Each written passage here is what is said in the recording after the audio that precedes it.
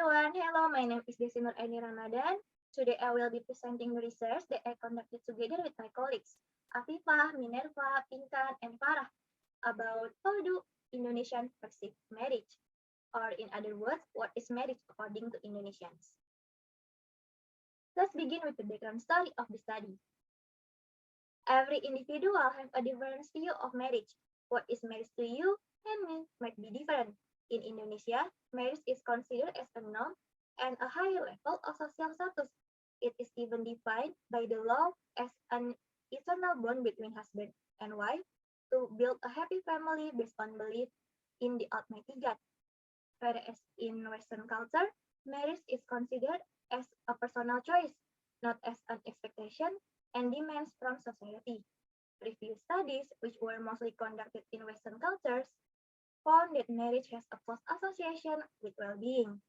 That is, people who are married were found to be happier and more satisfied with their life compared to those who are not married. However, this might be different here in the East, specifically in Indonesia.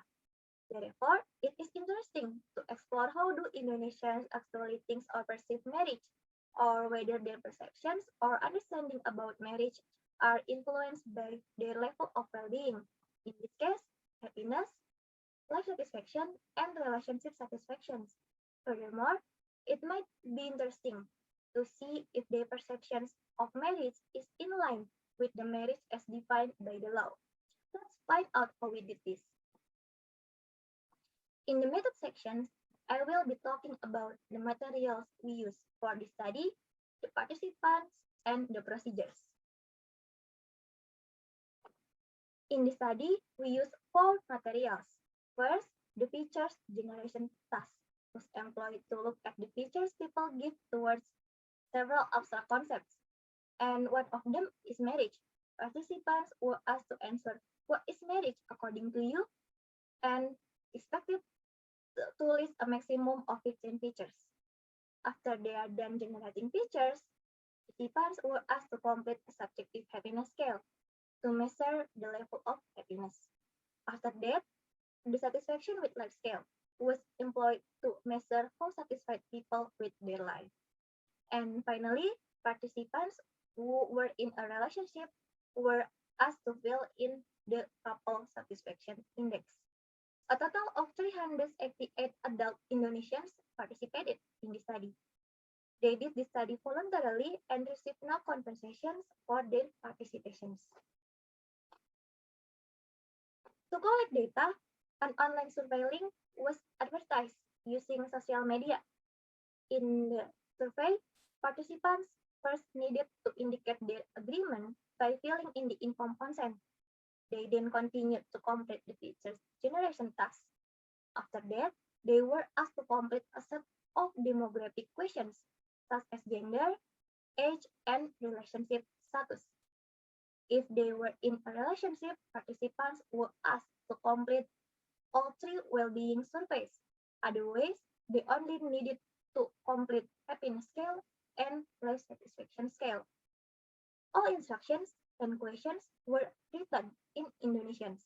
The order is fixed for all participants. Let's take a look at the result. All the 2000 generated features were processed by giving the same labels if the features share the same meaning and separated if they are different. This process resulted in a total of 147 different labels. The frequency was then calculated to count how often each feature was produced by the participants. The higher the number, the more often the features endorsed by the participants. The table here shows the 10 most popular features. This table giving us an indication of what is marriage according to Indonesians. There are several interesting things to point out. First, the features the union of two parties seem to indicate high collectivism. The word parties instead of individuals depicted that Indonesians' marriage is not only the union of two people, but also both sides the family. The second one is that features related to religion and spirituality mentioned 3 times in this table. A legal bond according to law and religion, sacred, and an observance. As most Indonesians are religious, they consider marriage as sacred and as an observance. Third, as implied in Muslim spiritual belief, marriage is perceived as a prerequisite to build a family and procreate. Consequently, sexual activity is regarded as a means to procreate and needs to be conducted within marital union. Therefore, premarital sex is extremely prohibited by religion in Indonesia. Lastly, a more personal characteristics of marriage, interestingly, comes later in the fourth and eighth most frequent features. As opposed to the Western cultures, features such as it involves love and to live as a couple are regarded less than features that centers towards society or religion.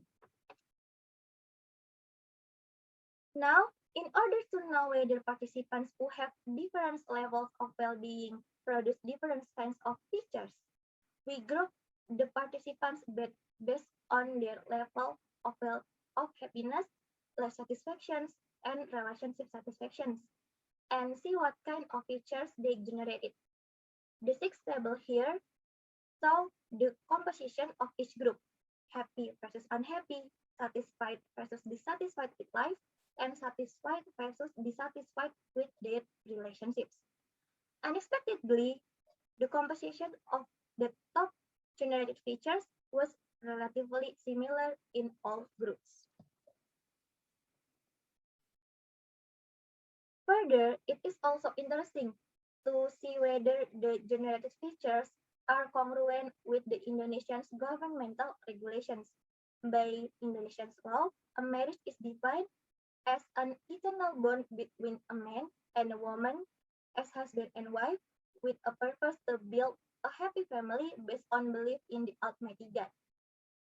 Based on these definitions, we found 6 generated features that closely depicted the law's definitions. Those features are a legal bond according to law and religious, the union of the parties, to build a family, involves happiness, an eternal relationship, and involves God. Those first 3 features were endorsed as the top 10 generated features, and the rest was at least in the top 14. We also found that almost all participants generated at least one of these features, suggesting that Indonesians perceive marriage somewhat in line with what the government suggested. It seems that participants tend to give a normative answer about marriage to avoid shame or disturbing harmony. And now, what can we conclude from this story?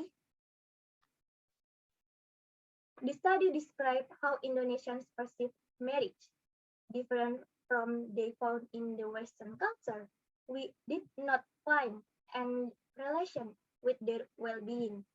That marriage was perceived uniformly, regardless of whether they are happy, satisfied, or not.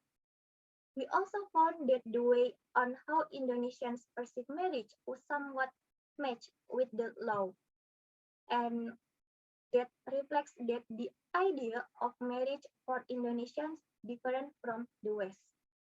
Since Indonesia consists of various kinds of cultures and values, future research might be benefit from seeing the individual differences, whether demographics also play a role in determining how people look at the marriage as a concept. It is possible religion, gender, or the place where you reside affect the way how you perceive a marriage. That's all for now, and we thank you for your attention.